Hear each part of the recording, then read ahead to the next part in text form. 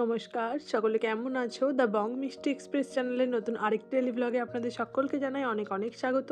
তো আমি অনুশ্রী চলে এসেছি আজ আবারও একটি নতুন ব্লগ ভিডিও নিয়ে। তো আপনারা যে যেখান থেকেই আমার ভিডিওটা দেখছেন তাদেরকে অসংখ্য ধন্যবাদ। আর আপনারা সকলে কেমন আছেন জানাবে, আমি তো খুব ভালো আছি। তো চলুন আজকের ভিডিওটা শুরু করা যাক। আজকের ভিডিওর বিষয় ছিল মিষ্টির 6 মাস কমপ্লিট হয়েছে, তো তার জন্য একটা ফটোশ্যুট।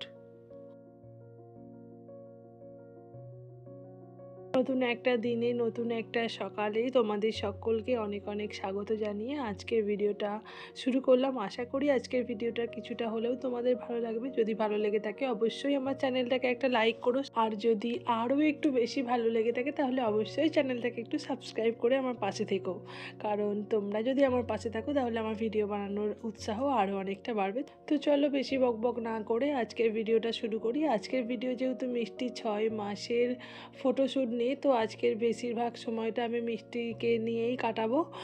তো বাড়ির সমস্ত কাজকর্মগুলো আজকে একটু ডিলে রেখেছি, মানে অতটা আর কি গুরুত্ব দিয়ে করিনি, যেগুলো না নইলেই নয় সেগুলোই করেছি।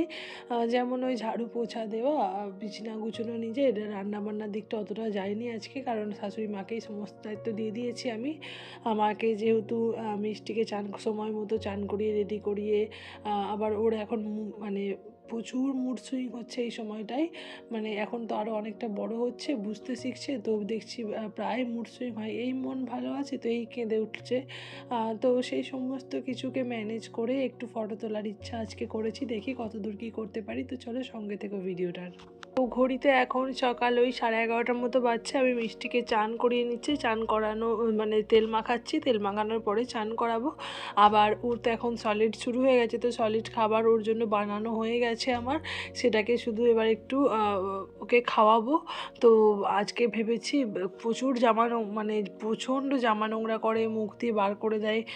তো আজকে ভেবেছি চান করানোর আগেই ওকে খাওয়াবো, মানে তেল মাখিয়ে না, আমি রোজ চেষ্টা করি কিছুক্ষণ ওকে তেল মাখিয়ে রেখে দেবার, তারপরে চান করানোর মানে ওই 10-15 মিনিট মতো যদি তেল মাখিয়ে রাখা যায় তো খুব ভালো, কিন্তু সেটা তো প্রতিদিন হয়ে ওঠে না সংসারের বিভিন্ন কাজের জন্য। তো কখনো কখনো মানে তেল মাখিয়ে ওকে বসিয়ে রাখতেই পারি না, সঙ্গে সঙ্গেই চান করিয়ে দিতে হয়।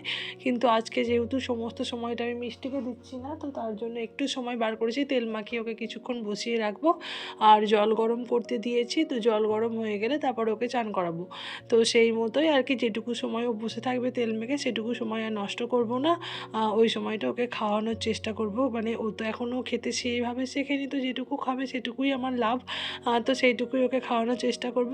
তো এখানে আমি মিষ্টির খাবারটা না ম্যাশ করে নিচ্ছি, আর এই বড় ম্যাশারটা মানে ছাঁকনির মতো, এটাতে আর কি খুব সহজে খাবার ম্যাশ হয়ে যায়, পুরো খাবারের মাড়ি যেটা বলে সেটা পড়ে আর কি নিচেতে সুন্দরভাবে, আর মিষ্টির খেতেও কোনো রকম অসুবিধা হয় না।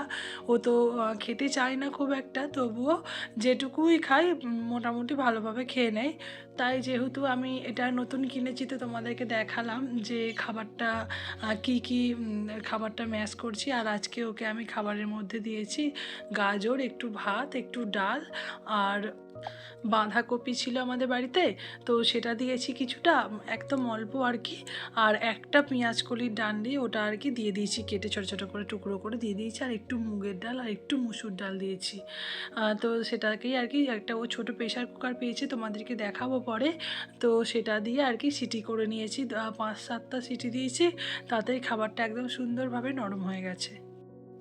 মিষ্টিকে না আমি প্রথমে দুদিন গোদল বাটি করে খাওয়াচ্ছিলাম, প্রথমে চামচেই দিয়েছিলাম প্রথম দিন, তোমরা দেখেছো, কিন্তু খাইনি, তার জন্য আমি পরে আবার গোদল বাটি করে দিয়েছিলাম।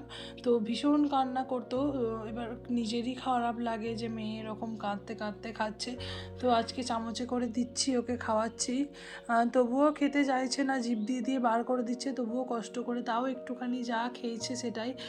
পরে আমি আবার ভিডিওটা অফ করে নিয়ে তখন আবার ওকে গোদল বাটিতেই খাইয়েছি, তোমাদেরকে নেক্সট দিন দেখাবো আমি ওকে গোদল বাটিতে খাওয়াই কীভাবে, আর ও ভীষণ কাঁদে, সেটা তোমাদের সঙ্গে একদিন শেয়ার করবো পরে। প্রতিদিনই না চান করার আগে আমি ওর জিভটা একটু পরিষ্কার করে দিই, এই তোয়ালে করে একটু জলে ভিজিয়ে নিই, দিয়ে অল্প অল্প করে ওর জিভের ওখানটায় ঘষে দিই, তাহলেই জিভটা পরিষ্কার হয়ে যায়। আর তোমরা জানো তো মিষ্টি না চান করতে ভীষণ ভালোবাসে, চান করার সময় কিন্তু ও একটুও কান্না করে না, ও কান্না করে হচ্ছে চান টান করে নেওয়ার পরে, মানে চান করে ওকে তুলে নিই, তো নিয়ে এবার মোছাই, তখন ওর ওটা পছন্দ হয় না, তখন ও কিন্তু খুব চেল্লায়। তবু আজকে অতটা চেল্লায়নি, অন্য দিন আর কি খুব চেল্লায় জোরে জোরে আর কাঁদে আর কি।